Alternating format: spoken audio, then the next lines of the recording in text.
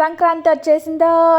ఇంక ఇప్పటి నుంచి పిండి వంటలు స్టార్ట్ అయిపోయింది కదా. ఈ రోజు అయితే మేమైతే రవ్వ లడ్డూస్ చేసుకుంటున్నాం అనమాట. ఈరోజు ఇవన్నీ ఎలా చేసుకుంటాం మేము అనేది చూపిస్తాను. తొక్కలే మాకు తెలీదా ఏంటి అని అనుకుంటున్నారా? సో మీకు తెలుసు, కానీ మా ఇంట్లో ఎలా చేస్తామనేది నేను కూడా చూపించాలి కదా అనేసి నేను చూపిస్తున్నాను. మా మమ్మీ ఫస్ట్ ఇంగ్రీడియంట్స్ పక్కన పెట్టేసుకుంటుంది. త్రీ గ్లాసెస్ ఆఫ్ బొంబాయి రవ్వ, అండ్ దాని తర్వాత ఇక్కడ వచ్చేసి 1.5 చిప్ప డ్రై కోకోనట్ అనమాట. అందులో కొద్దిగా యాలకలు వేసేసి మిక్సీ చేసేసింది అనమాట, కొద్దిగా కచాపచాగా.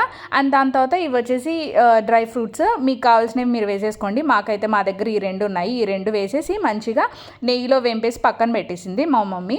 దాని తర్వాత కొద్దిగా అదే నెయ్యిలో మంచిగా ఇంకా బొంబాయి రవ్వ వేసేసి మంచిగా వేయించేసింది. అది సరిపోలేదని ఇంకా కొద్దిగా నెయ్యి వేసి మంచిగా వేయించేసి పక్కన పెట్టేసింది. దాని తర్వాత 3 గ్లాసెస్ రవ్వకి 2 గ్లాసెస్ ఆఫ్ షుగర్ వేసేసి కొద్దిగా వాటర్ వేసేసి అది కరిగేలాగా చేసిందనమాట. దానికి పాకం ఏం రానిలేదు. దాని తర్వాత ఇంకా ఈ రవ్వ ఏదైతే వేయించుకున్నామో అది వేసేసి మంచిగా కలిపేసేసి దాని తర్వాత డ్రై కోకోనట్ ఉంటుంది కదా అది కూడా వేసేసి డ్రై ఫ్రూట్స్ వేసేసి మంచిగా కలిపేయడమే. దాని తర్వాత మా మమ్మీ అంటే బైండింగ్ రావాలి కదా అనేసి కొద్దిగా పాలేసింది అనమాట టేస్ట్ కోసం కూడా. అండ్ మంచిగా కలిపేసేసి మంచిగా ఇంకా ఏముంది మంచిగా ఉండల్లాగా కట్టేసుకొని తినేయడమే. టేస్ట్ అయితే మస్తు ఉంది. మీరు కూడా పక్కా ట్రై చేసి కింద కమెంట్ చెప్పి